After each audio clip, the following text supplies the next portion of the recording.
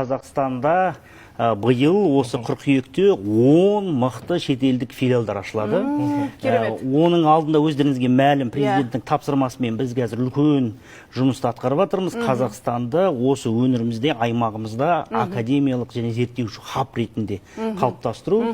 Сондықтан 40 мықты шетелдік университет шешім қабылдады. Қазақстанда филиалдардың ашуға мен осылай арнайы картамды алып келдім.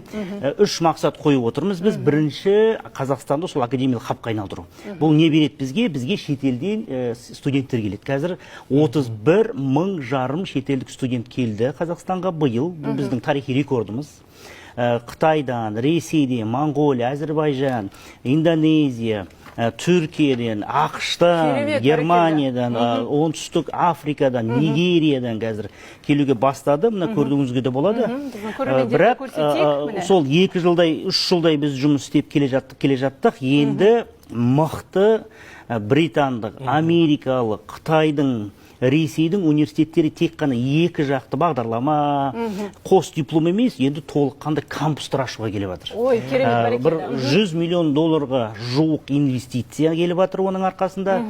Мысалы, кеше ғана біз Астанамызда Кардиф университетінің толыққанды кампусын аштық. Бұл Британияның ең мықты университеттердің бірі, зерттеуші форматта, биология, биотехнология, жасанды интеллект, медицина саласында, биомедицина саласында өте мықты, шын мәнінде мықты университет.